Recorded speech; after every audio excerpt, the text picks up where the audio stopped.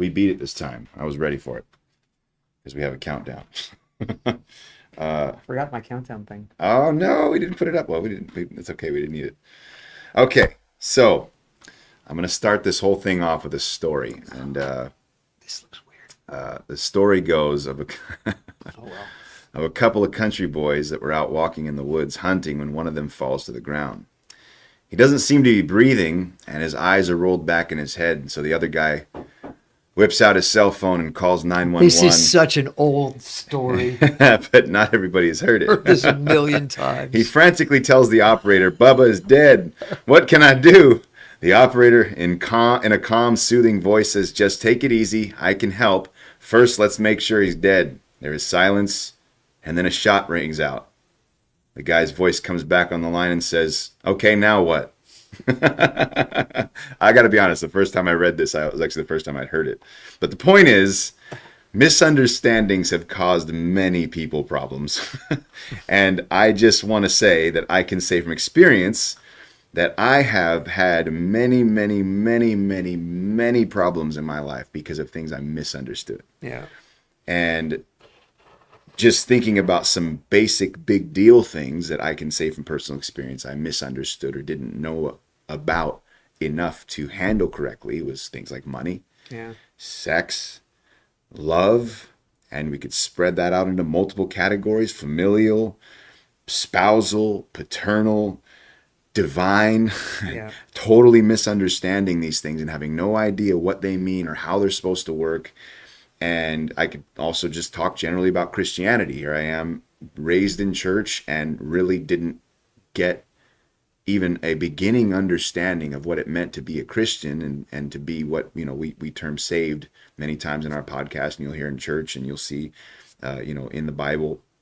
And I didn't know what that really meant until I was, in my 30s and started getting an understanding. The reason I got an understanding of those things started, or I should say the start of my understanding of those things came when I gave my life to Jesus. The reason why is because God invented these things. And so the problem is that these things in the world have become redefined and have been, made to fit certain molds or certain desires or ways of thinking that really just please a group of people and they don't serve their intended purpose. And so the reason why I say that is because our topic tonight, authority problems, is another one of those things that I can say personally I misunderstood greatly and have had to learn. And honestly, until I started studying for this podcast, I actually didn't really think of authority as something that needed to be learned from the standpoint of understanding what it means, what it's for, and how not only beneficial it is, but the fact that God made it to be beneficial. Yeah. And so there's a scripture that I want to read. It's very short, but the tail end of Jesus talking, when he says, "Therefore, anyone who hears these words of mine and acts on them is like a wise man." And he, gives some example there. And then in verse 26, "Everyone who hears these words of mine and does not act on them is like a foolish man." So he is saying something very authoritative, very direct, very blunt. But then he closes this whole statement off, or the scriptures closes this statement off, Matthew 7, verse 28. "When Jesus had finished saying these things, the crowds were astonished at his teaching, because he taught as one who had authority and not as their scribes or their teachers." Mm. So the reason why I wanted to pull from this scripture is because the word astonished, I've misunderstood that. It's not related at all, but I always misunderstood that as they were impressed. Like they were like, "Wow, this guy's amazing." Yeah. But the actual meaning of that word, the real translation, astonished, probably isn't the best English word to translate for this word. It actually means to be stricken with panic, which means they didn't know how to handle this. It means to be left at a loss. Yeah. They did not know what Jesus was doing. They didn't catch it. They didn't understand it. They couldn't comprehend it. And the reason why is because they were so used to people speaking without authority. Yeah. And so I want to talk about authority from the standpoint of having a right understanding of what authority is for, why it was made, how it is beneficial. And I think it'd be worth it because you've talked about some of this, here and there peppered through our podcast. We've been doing this. What episode is this? 211. We've talked about quite a few things multiple times throughout Yeah, yeah. 211 episodes. But thinking about authority from your perspective, like growing up, you first came into the church. How did you see authority before you became a Christian? And how did if so, how did Christianity change your view of authority? Well, growing up, I I lost respect for my parents. It's funny because the reason why I lost respect for my parents is they stopped being authority figures in my life. I think I was probably 10, around 9 or 10 years old, where I became what they used to call a latchkey kid, which was basically I'd come home from school, there's no parents, and I would, there's a key, in the back, and so at 10 years old, I'd walk home, which was probably about just under a mile walk home or take my bike, and I would drive home. There was only, this the street. There was a main street and then our street. So I'd go down our street, the main street, turn, and then there was the school. So it wasn't like there was a lot of zigzagging around, but I had a lot of freedom. That was normal to have a lot of freedom back at that time anyway.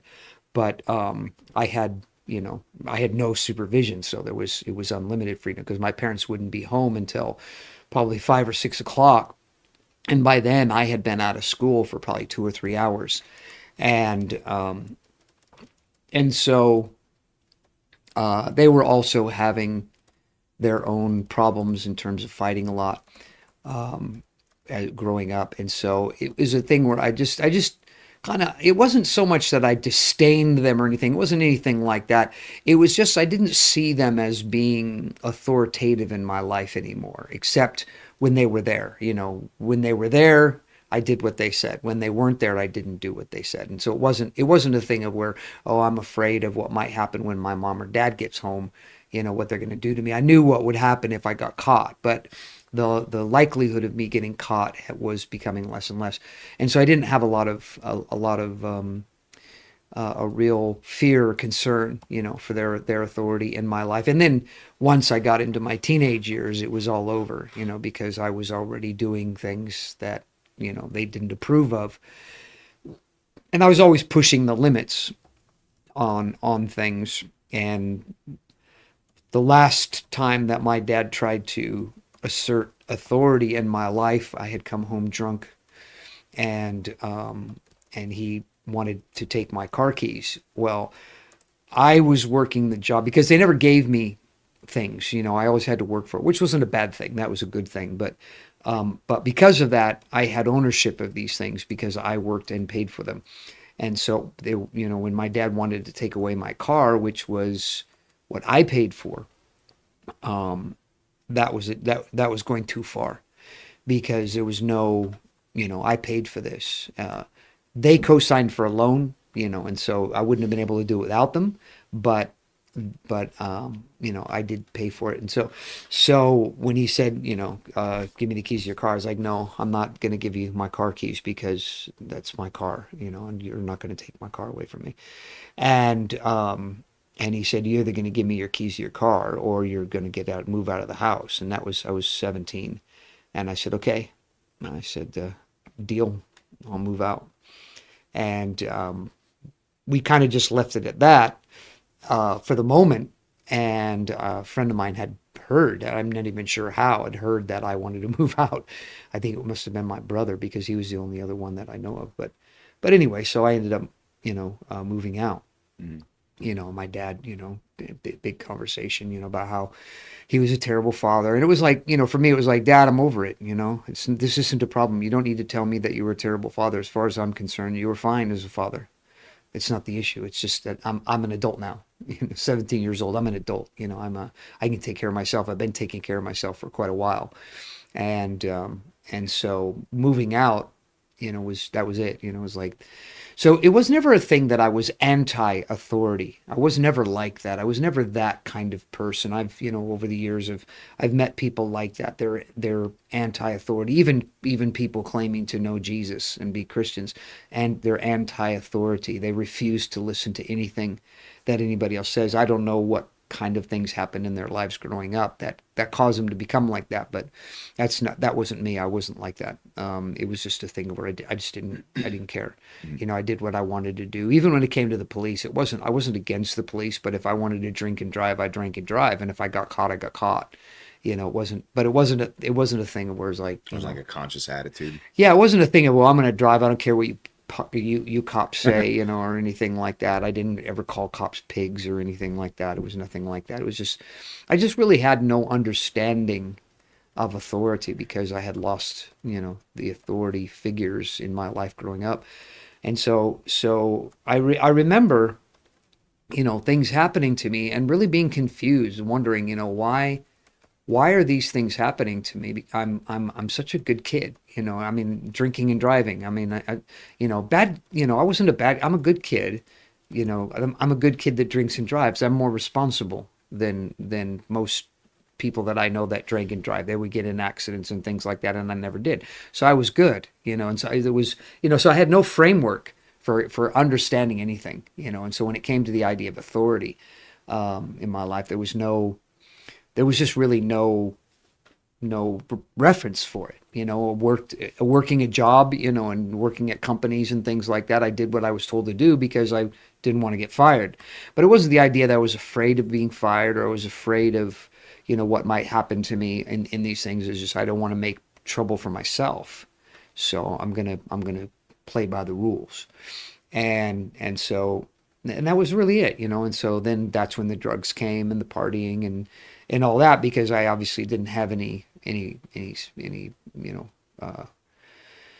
sort of moral foundation for my life. And then getting involved with girls and you know and all of that. It was just there was no boundaries because I didn't think that the boundaries applied to me, Mm-hmm. because I didn't have really a grasp on authority. So how did things like change, if at all, during when you became a Christian? Well, becoming a Christian, the interesting thing about becoming a Christian was that I had respect for the people that had been Christians longer than I have, simply from having been able to do it, because they were living clean, they were living right, and they weren't doing the things, like I was especially when I first got saved, things I was struggling with in the first few weeks of salvation. I had great respect for these people because they would tell me, you can overcome this. You can, and I'm like, I don't know. I don't know if I'll ever be able to do this. But they were, so there was respect that I had, and that respect, and especially from my pastor, Pastor Warner, had a tremendous amount of respect for him. But that was not in the beginning, and I'd say even for the first few years, that never touched my problem of authority. I wanted these people to be in my life, and I wanted to be like them. They were becoming my heroes, and so of course, you don't when you want somebody to be your hero, or when somebody's your hero and you want to be like them, you don't have to worry about authority because that's not an issue. The only time that you ever really begin to understand authority is when people start opposing, your decisions.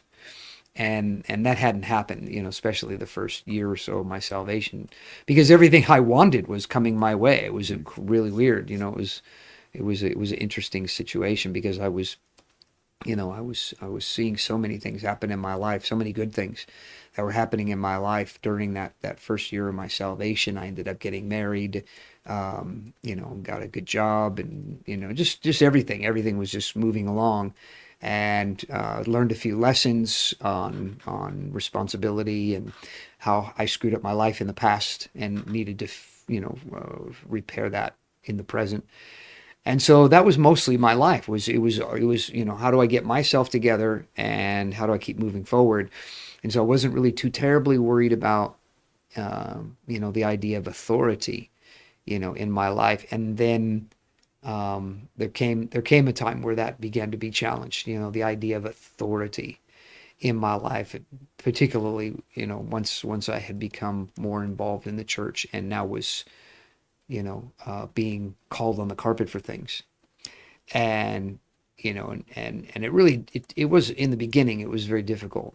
It was something that was very, very difficult for me, because it was like, I don't deserve to be treated like this. See, that was the whole problem with authority, is that the issue wasn't that I had a problem with authority. The issue was I had a problem with people telling me what to do, which is a problem with authority. Right. But you don't see it that way. You don't see it as a standpoint. Look, he's the pastor. That's fine. I don't. I've had been I've been in situations where I was, when I was in Liverpool, pastoring in Liverpool. That's somebody coming in and very, very clearly wanted to make it very clear that I was not going to be an authority figure in their life. Absolutely, positively no. And so they would ask me, what's your name? And I'd say, I'm Pastor Ford. They said, no, you know what I mean. What's your first name? It's like, I'm not going to call you pastor. What's your first name? And so I said, oh, my first name's Pastor. I'm sure that made him feel great. Yeah, because it was like, you're going to call me pastor because I'm not going to tell you my first name. But but I ended up telling them, because it was like, what do I care? You're probably not going to be here longer than a few weeks anyway, so it doesn't matter. But so that idea of authority, was really the problem, was me personally. I called people pastor. I didn't, and it wasn't a thing of where I had to call them pastor. I wanted to call them pastor. It was like they were pastor to me, pastor, senior pastor Wayman Mitchell, Pastor Mitchell, and Pastor Warner. And then there were other guys that I knew that over the years became pastors. Their names remained their names. I didn't start calling them pastor because they were friends. They were friends of mine, and to this day we're still friends. And I don't ever expect them to call me pastor. Mm-hmm. And so, because I've never been hung up on all that. But like I said, the problem though was when I was being called on the carpet for things, when I did things that I shouldn't have done, and I'm being called on the carpet for them. It was because I never really grasped the idea that I could do anything wrong that was really important. It was always, if I do something wrong, just tell me, and I won't do it again. You don't need to give me a lecture. You don't need to criticize me. You don't need to tell me how serious of a problem this was. Just tell me what I did wrong, and we'll just leave it at that. Because I really never understood the idea, that I could ever do anything that would really have serious consequences to it, because I thought I knew everything, a typical 20-year-old who knows everything. Mm-hmm. And so that was the hard part, was that understanding that to let people be able to speak into my life from a standpoint of authority, and to acknowledge the fact that I don't know what they know, because they are a genuine authority. They know things that I don't know. It wasn't just, that was the hard part, is the idea that, and it's funny because I have some measure of sympathy, but it still doesn't make it any easier for people when they have a problem with me, giving them a tongue lashing, because it's like, well, you didn't have to say it that way. It's like, no, I know what you're saying. I know exactly what you mean when you say that, but yes, I did have to say it that way, because you need to understand that was really stupid. It wasn't just that you did something wrong. You did something really stupid, and you need to understand how really stupid it was. No, just tell me it's wrong. And I know, I get it. But yeah, so that was my thing. And it took probably, I'd say maybe 2 or 3 years into my salvation. Well, 2, I think it was 2, when that idea of being able to have people tell me what to do in an authoritative way, call me on the carpet, and to be okay with that, it was something I needed to learn. And the reason why I learned it was because I began to see the benefits, and actually talking to fellow Christians, friends of mine, who had been. I remember one guy saying to me, he says, the one thing that you don't want to do is you don't want to defend yourself. This is a big problem because you don't need to defend yourself. This isn't about you and rescuing you. This is, you did something wrong, just take it. And he said I would go in and to the office, and Pastor Warner would talk to me about something, and I'd say, yes, you're right, I understand, I get that, in the future I'm going to be more careful about doing this. And I would just agree with what he's saying. I would take it on board, and I would leave easily. There was no argument, there was no fighting. But you start defending yourself, and you start making things difficult for yourself, because when you start defending yourself, it's because you're not learning the lesson. You don't understand, and you can't be allowed to just walk out without understanding the lesson, because you'll do it again. And you will end up disqualifying yourself from things if you become that kind of person. So that was a peer giving me that advice, and I took it. I said, absolutely, because the way he had described it to me, and just talking about how how he's able to easily walk out of Pastor Warner's office. I seem to always walk out of Pastor Warner's office in a huff, after a bit of a fight. It was like, we have to trade words, and then he has to tell me, okay, you just get your act together, and it was never a peaceful thing. And so I thought I'd kind of like that, see if that works. And sure enough, as I started doing that, realizing, what, letting somebody be an authority over your life, and just being willing to just submit yourself to that, can change everything. Yeah. That's interesting that you're saying it like that, because there's I think I guess the question I have, really the question I want to answer for this whole podcast, I'm not asking this as a question right yet, and I will, but is how much of our problem with authority as people is because of a misunderstanding of authority, or taking it even a step further, is like uh, how much of our misunderstanding of authority is due to having never seen real authority before.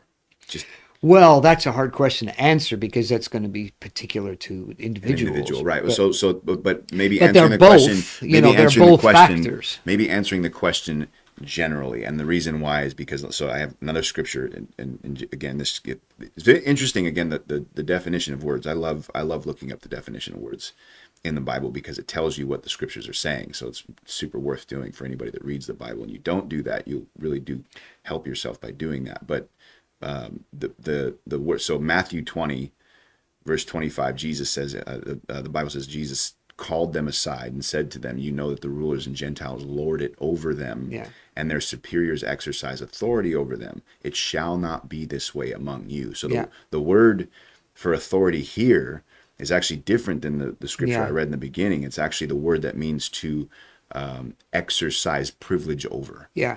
Whereas the word that Jesus used, or the word that's used to describe Jesus' way of speaking with Yeah. authority, is Yeah. actually, it means delegated power or mastery. Yeah. Yeah. And so Jesus is talking with something that has been given to him, Yeah. and he's using it to speak. Yeah. And so there's quite a large difference. So now with that in context, how much of, just if you were just to think about like the atmosphere we learn in, right? Again, going back to those like main points of love and sex and money Yeah. and all those things, and how the world sees those. And so the popular opinion of each one of those categories, including authority, is totally off base, right? Yeah. And so do you think that a society is being raised up, or generations are being raised up in a society that doesn't even show them what authority is supposed to be? Or do you think that Yeah. kind of authority is more No, common it, than we it know? is it is like that. There's been, you asked me earlier, about different jobs that I've had, and I was thinking, while we're talking about this, of just different bosses that I've had, and I gave them the right to have authority over me because of my understanding of authority, and the need to come under authority, but they were not good examples of authority. Mhm. They were doing things that they shouldn't do. as authority. And I don't want to go into the details, but we're talking about sin. We're talking about partying and doing things on the job that you shouldn't be doing, getting caught in situations that they shouldn't have been in, things like that. You're trying to get away with stuff, and different things like that. Or they had a bad temper, or they were very insecure, and so would take out, like they would lead the way that you described, that idea of having privilege over you. Mm-hmm. They would pull rank. Yeah. It'd be that kind of a thing of pulling rank rather than being a good example of things. They were just, it was just like that. And so, yes, I would say that plays a big role in the lack of people understanding authority. But the problem is that when you encounter, and that was kind of what I was getting at with how things transition, is when I started meeting people that were genuinely good authority. Mm-hmm. They were good. I wanted to be like them. That changed the dynamic of authority for me. But like I said, the idea of having getting into a conflict with authority, and being told things harshly, that was something that I had more of a struggle with, and had to learn that element of things, is to understand being able to take things more harshly when they're said more harshly. And I think that's a big difficulty for many when it comes to the idea of authority, is just simply the idea of personal lack of, even though it's subconscious, it's a lack of self-confidence. Probably some of the most arrogant people that you'll meet lack self-confidence. Let me interject this question here, because the question came in. I think at least I think it's relevant. Yeah. Maybe it's Yeah. not, but lots of people are easily defensive. Do you think their defensiveness is related to their identity? Is it possible they feel attacked, especially when corrected? So that does definitely apply. Yeah, that's the idea, because it's a lack of self-confidence. It's funny. I've different people over the years that I have in my thinking in regards to this, that it's their personality. It is their personality. It's not, they're not just that way with some people, they're that way with everybody. Mm. And as long as everybody, takes a level beneath them, they're fine. Their relationships are fine. They can actually be humble. They can actually be, I don't know what the word would be, but they would be, kind. It's not just kindness though, but, not take advantage of you being below them, so long as you stayed below them, then they would be okay with that, and they would treat you well. Yeah. Amicable is probably a good description. But then when you would, hey, listen, I need to tell you this. It was like, no, back where you were. Yeah. And this absolutely cannot handle being corrected. Just cannot take correction. But as long as you're not correcting them, they're fine. Everything's fine. Mm-hmm. They'll work with you. They'll help you with things. They'll come up with good ideas. They'll do all kinds of stuff. But then when you try to correct them, that's when they fall apart. Mm-hmm. And they just utterly fall apart. I mean, literally fall apart, and then become totally different people. It's like Jekyll and Hyde type change. Mm-hmm. And it's because of a lack of self-confidence. So I can never be wrong, because if I'm wrong, then I'm worthless. I have to be 100% right all the time, or I'm no good. And so they're dealing with their own weird ideas about things. Yeah. So now, how do you? Maybe it's a good idea to just kind of describe. Okay, how about I ask it kind of in a two-part question? So like, and you could, because you can answer it all in once. But how do you just, like, when you think about what they're saying about Jesus, like, take me into that definition of authority. What are they describing here? When Jesus' level of authority versus the rulers of the Gentiles, like, how do you compare those two things? Or not how do you compare them, but how do you differentiate those two things? Well, I think because of how the kind of teaching that Jesus was teaching, was the kind of teaching that you just say, this is right. This just makes perfect sense type of thing. And so it wasn't like the teaching, and so there's that coupled with his own consistency. He has integrity.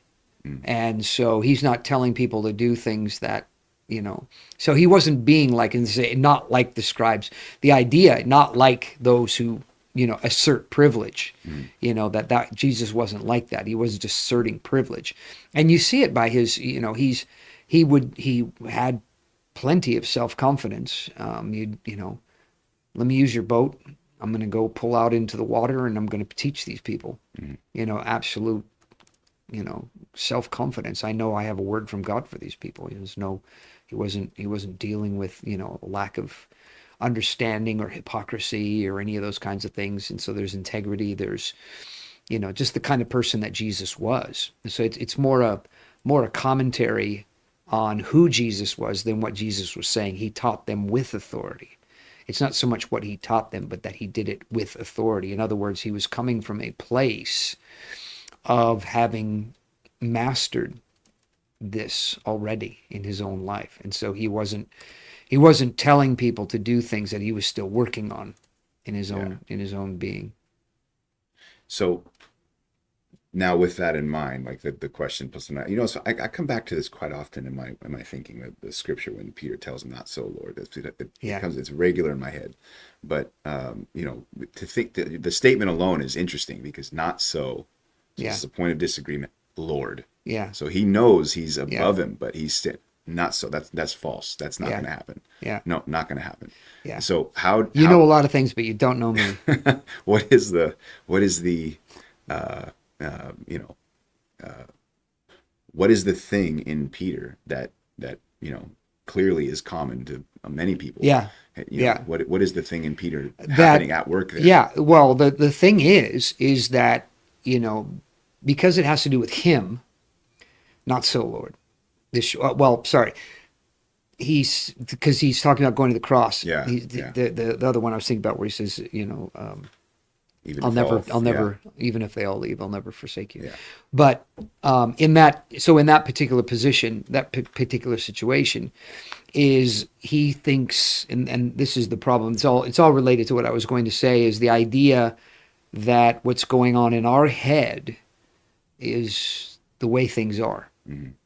And not understanding, having a lack of understanding that what's going on in your head doesn't even have to be true. It doesn't, you can be 100% wrong about it, but the process itself is, going back to the, what does it feel like to be wrong? It feels like being right. And there's no difference. And so in Peter's mind, the Lord is creating a scenario that is, Peter's mind is like, no, there's no way this is going to happen. You're not going to be killed. You're not going to die. This is not going to happen. That's all there is to it. You've got us, there's things that can be done. We can protect you. We can, this isn't this scenario, so he's only coming from the standpoint of what's going on in his own thought process. He is totally turned off any external input. And that is what a lot of people do. And I should say that is what everyone does. And if you need to learn how to not do that, because everybody does that, but you have to learn how to not do that. And it's tied to, there's so many factors that are involved here. This is where you really understand that we've been created and that we're not evolved, because there are so many things that go on inside of us that are wrong morally. They're just moral failures. They're not things that are, we know they're wrong. We know the processes are wrong, but we do them anyway because they're moral failings. It's like, not so, like you said, not so, Lord. I know you are Lord, but that doesn't mean I can't tell you when you're wrong. Yeah. Well, yes, it does. It absolutely does. Because he is Lord, you have no place to ever tell him he's wrong, and always to listen, stop, think, and change your thinking, in every circumstance. But no, Not, I don't have to. It's not a requirement to have to do that. And that's what a lot of people do, is that when in confrontation, especially with authority, is you are the authority in my life, but I don't have to agree with you. And in fact, you need to listen to me on this one. Mm. And so that's the real problem, and that's why you have not so Lord, is because yes, I know you're Lord, and you're a great man, you're wonderful, you're God in the flesh, you came down, from heaven as God's man, but you're still wrong, Mm. because I say so. In my thinking, you're wrong, and so you're wrong. You're wrong. That's all there is to it. We don't need to discuss this any further. You're wrong. Mm. So, because it's funny because Jesus actually says, you're not mindful of the things of God, but the things of man. And so he's clearly dealing with this issue in his mind. And so, if I'm just being totally candid, we've had very many conversations like that over, the last, 18 years that we've known each other now. Yeah. And so, and if I'm, again, being totally candid, you've known me at my absolutely worst. And so there's a lot of history to lean on there. But what, and you can use me as an example if you want. What do you think is, uh, you know, uh, how do you as an authority figure, uh, view isn't the right word, but process people Yeah.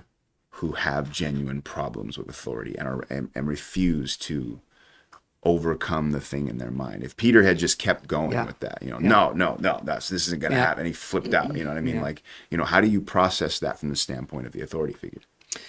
Well, that's why you are the authority figure. Yeah. Right there. Yeah, yeah, Is you're not yeah. the one blowing up. If you're Yeah. blowing up, you shouldn't be the authority figure. Somebody else should be. Mm. And that is the real factor there, is that as the authority figure, you have to realize, it's like, how do I process it? Well, you have to understand the analogy that I'm going to use is an analogy, and you can't take it too far, but it's like a parent with children. You just understand that they don't understand, that because they're not authority, so they don't know why things are said the way they're said, because they think they know everything that's going on. I've literally, it's funny, I've literally had conversations, and the conversation has gone something like this with an individual who I'm trying to bring correction to. I see this, and this is what's going on around me, and this is how other people are acting, and you are singling me out when so and so is doing the exact same thing, and I did this, and probably nobody else does that.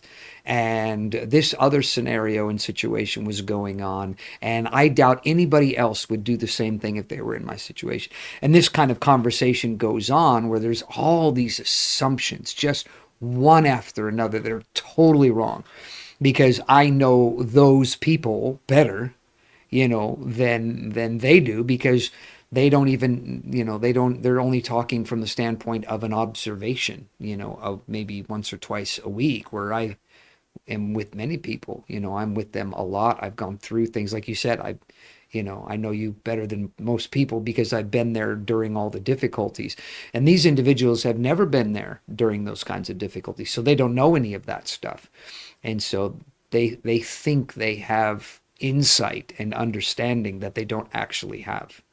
And it's how kids are. Kids are like that. Kids think they know things that they don't know. And it's funny because kids, usually they'll get to an age, in the beginning. My a good friend of mine from years ago, he had said, Elliot was telling him, I'm not sure how the conversation came up, and he said, Elliot, he said, sometimes your dad's just wrong. You just have to understand this in life. He's a good guy and everything like that, but you got to realize that sometimes he's wrong. And Elliot looked at him. Elliot was only probably 6, 7 years old, 8 years old. And he looks at him and he rolls his eyes and he goes, I doubt that. you know. And so, and it was really funny, you know, because it was like, he's like, you don't even know what you're talking about. Yeah, You know, my yeah, yeah. dad's never wrong, you know. Well, how wrong could he have been, you know? And then as he grew up and began to realize that his dad was wrong on many occasions, you know, and but that's how I process people who have a problem with authority, because it is childish to have a problem with authority.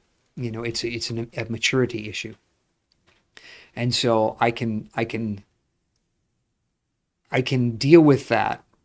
You know, I'm not dealing with somebody who knows what they're doing. I'm Yeah. dealing with somebody who thinks they know what they're doing. And so how do you work through that with people? Well, I Well, try well, my best to help them to see it.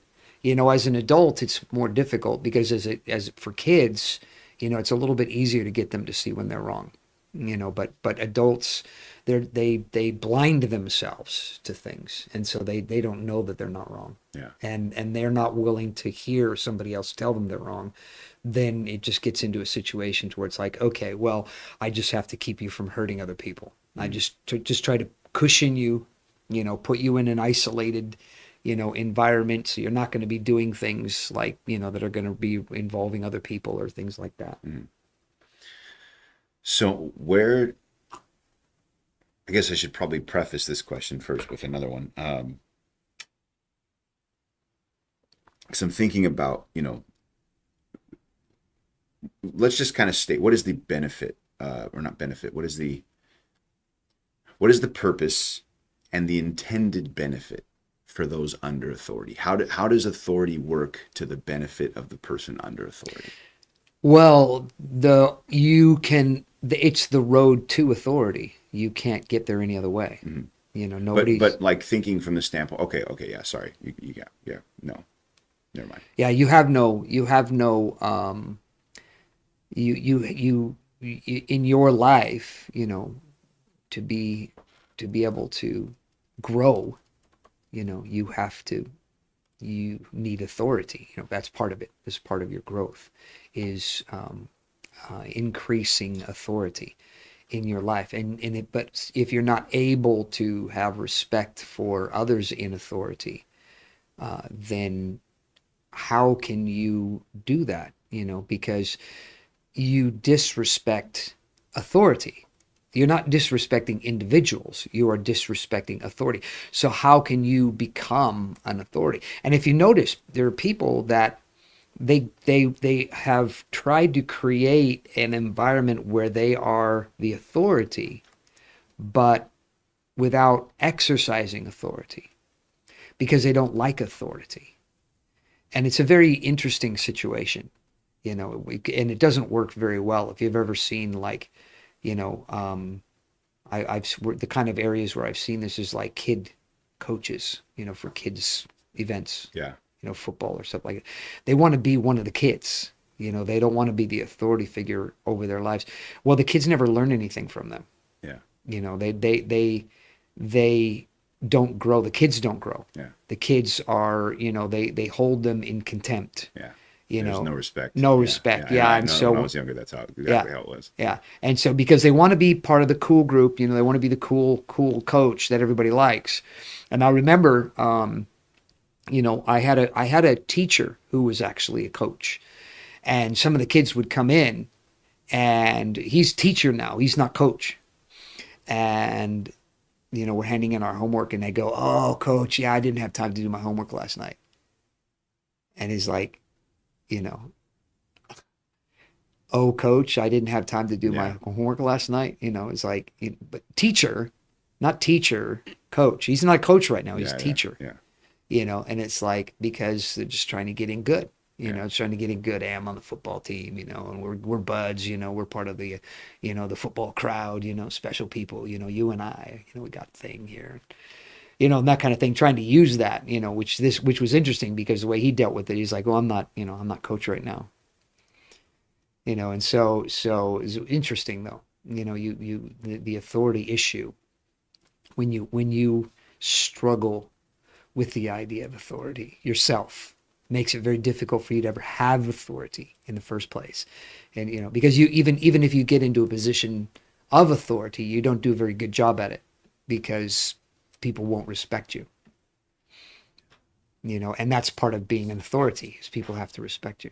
So it's interesting because the the if we were to like change the scenario with Peter, and let's say Peter like felt this, or had the thought, not so, that can't be, Yeah. and no, that's not going to happen, but was able to override it. Isn't he operating at a level of authority in doing that and making his mind go another direction? Isn't he? So, because another word they use to describe the definition of that kind of authority is dominion or power. Right. And so it's like this, because He was trying to exercise authority. right. No, I know, but I'm talking about if we were to change that scenario and it worked out in a different way. Like Peter didn't oppose Jesus, but the thought came, like what would have been the right thing for Peter to do before he voiced an opposition to Jesus? Oh, I lost you there okay. I that's a different direction than what you just said. 'Cause I thought you were talking about from the standpoint of, what Peter was actually doing and what. No, yeah, we see, because we Why see what was he that did. why Yeah, was that not a good thing? exactly? Yeah. But okay, trying to broaden my answer here. So yeah, well, first of all, like I said, because it's childish. Number one, he doesn't see the big picture, which is always a problem. The people that have a problem with authority are always people they don't see the big picture. Because part of being an authority is you have to have the big picture. You have to see the big picture. It's amazing to me, as a pastoring is probably one of the most difficult things I've ever done in my life, and the reason is because you're. I'm not just trying to get a product out the door.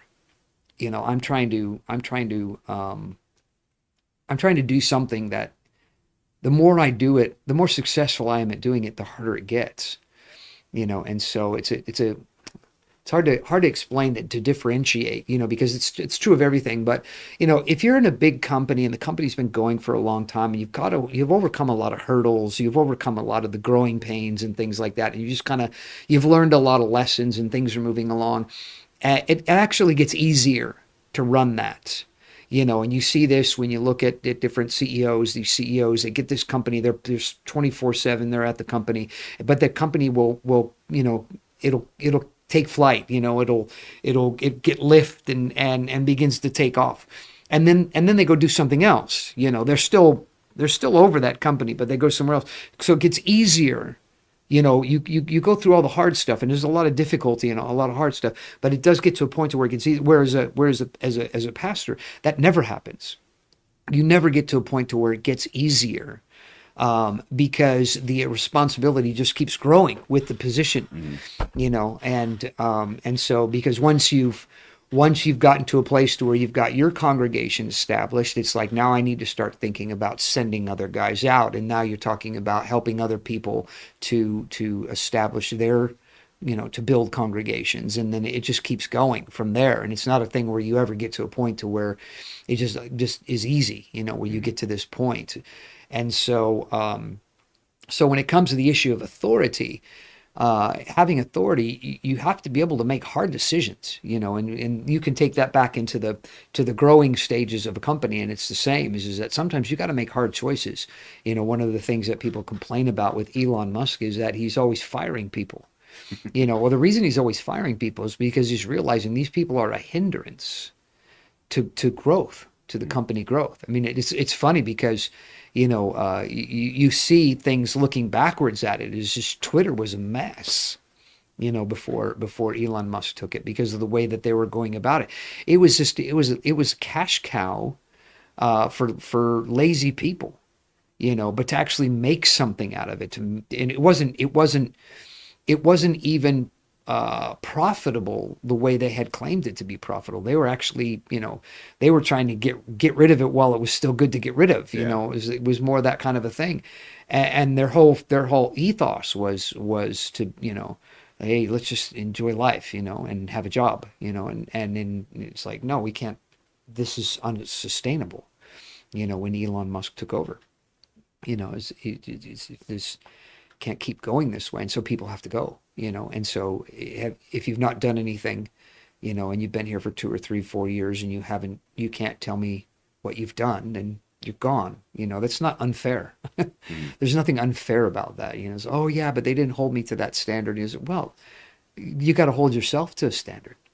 You're obviously not going to be useful in the future because you don't hold yourself to a standard. You will be lazy when the opportunity presents So is itself. there a connection between, so what you're saying is there's a connection between laziness and a lack of authority.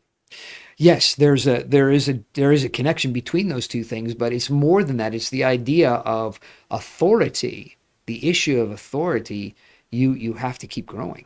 Mm. You have to keep growing. You have to keep moving forward. The authority is not something that you just, keep in your wallet, Mm. and you pull it out every now and then. And authority has to keep growing.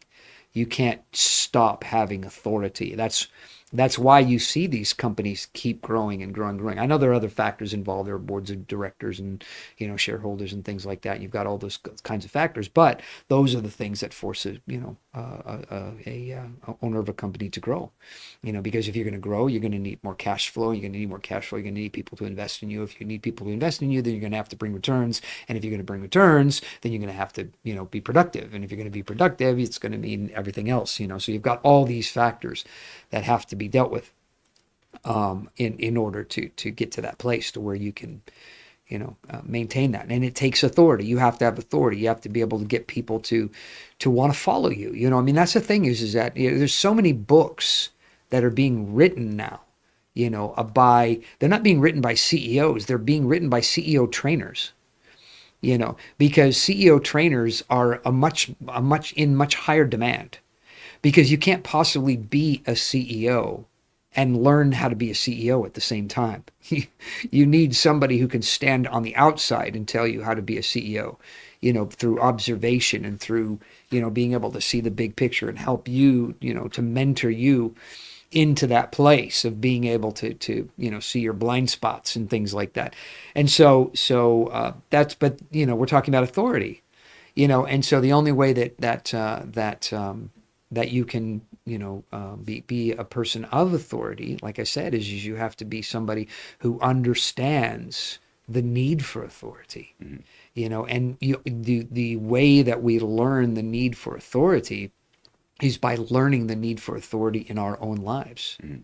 I know people that the potential of those people is tremendous. They could do amazing things, but because they have authority, they don't do anything.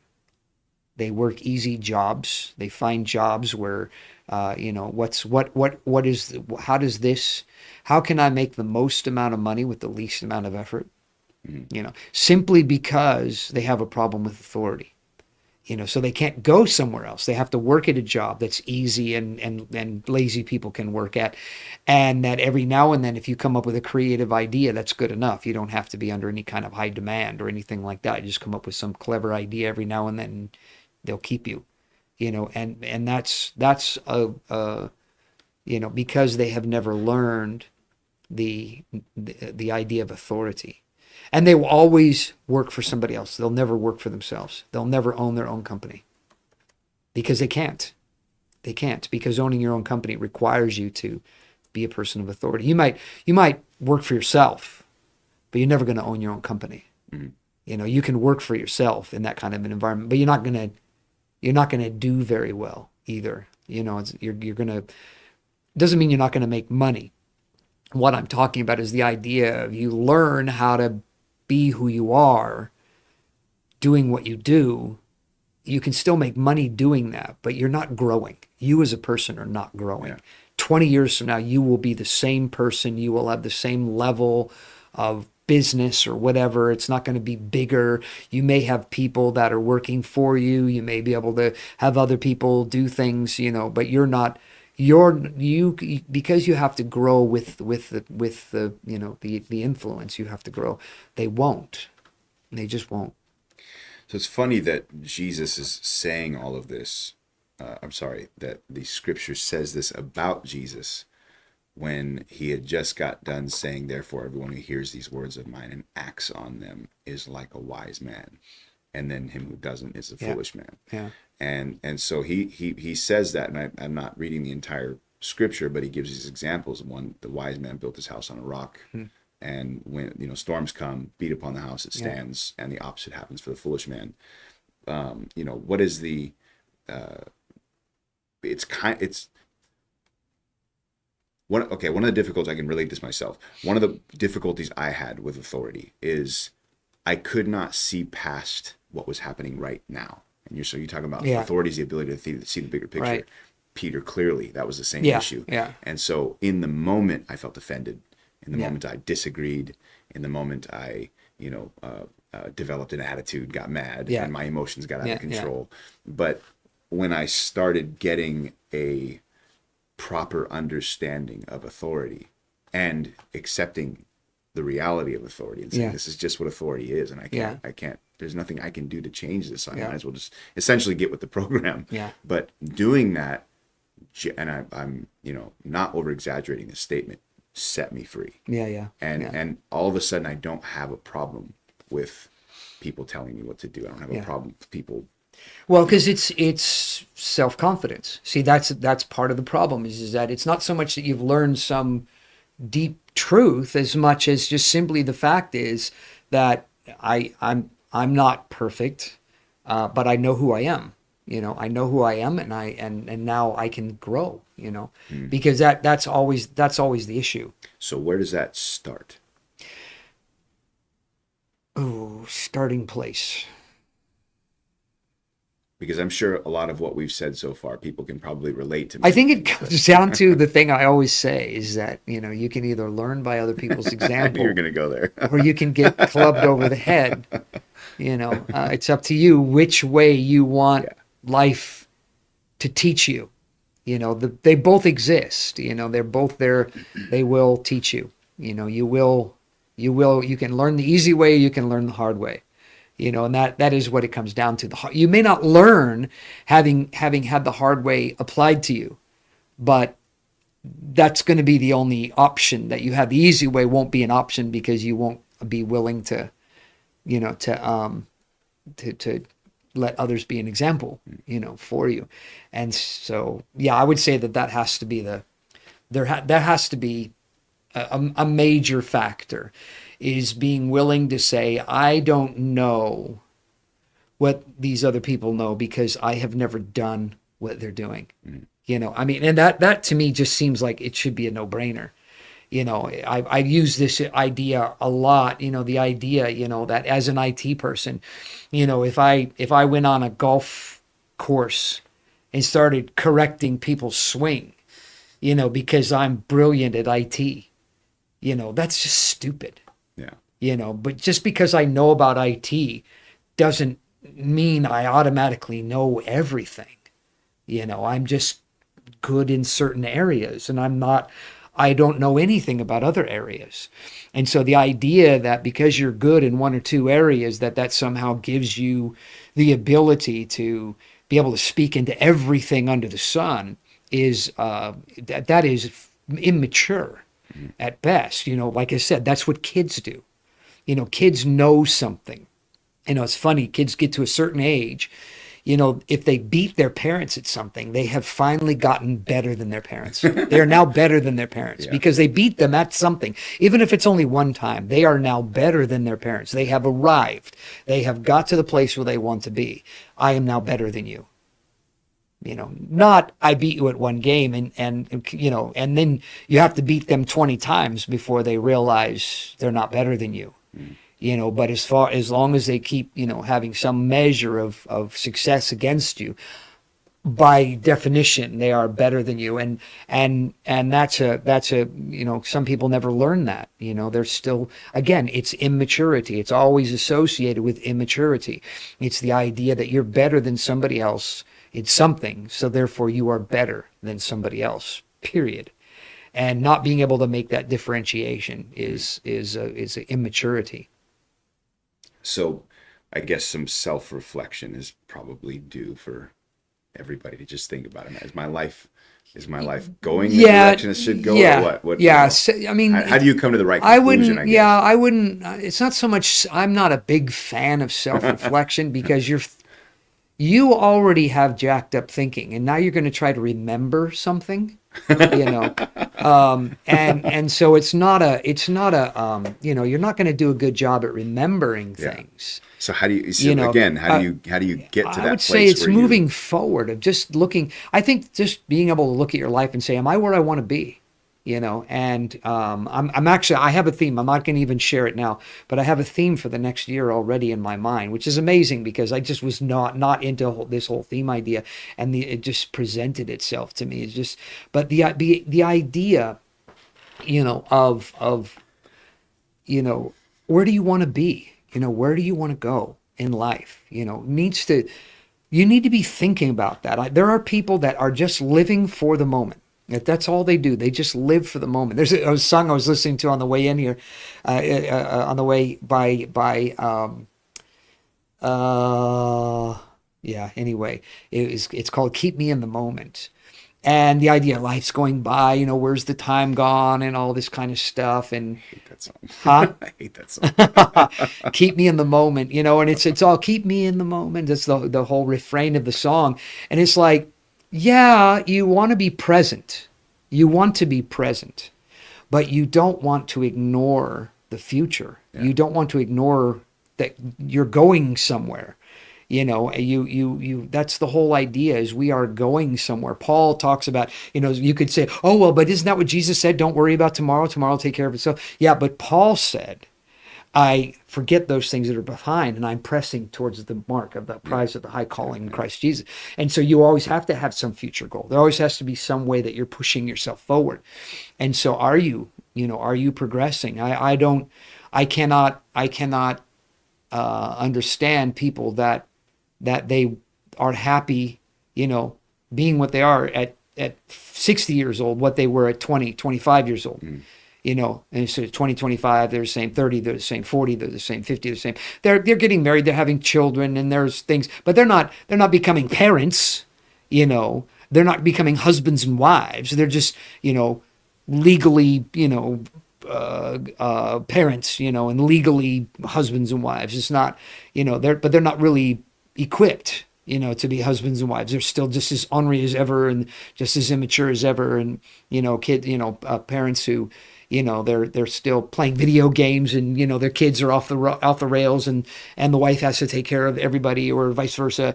It's just, you have this, this person that just won't grow up. And I was thinking about it. I'm working on a sermon idea that you're probably going to hear at some point called Never Neverland. And what that means. Why did they call it Never Neverland?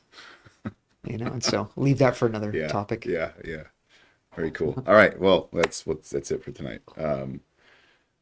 Thanks for joining. We say this every podcast, and I really do mean it. I really do genuinely appreciate you guys joining. We both do. Obviously, this is why we do this. But for those that ask questions, we really appreciate the involvement and the comments, and so keep those coming. And we will be here again next week. Thanksgiving is literally 2 days away, so happy Thanksgiving. Yes, And yes. have a good time. Be safe. And we will see you guys. Well, you will see us next Tuesday. We'll invite you again our regular service on Wednesday. We'd love to have you join us, especially if you've never joined before. But if you are somebody that's been once or twice, come and join us again. We'd love to see you and more to come. So check us out more on YouTube, the website, more events to come. We've got a concert coming up the beginning of December. And so lots of good stuff. We're having a good time. Not live stream the concert. We You need to don't. come. That's right. We don't live stream the concert. And so there'll be a Christmas special this year or this month, next month. Anyway, we'll see you guys next week.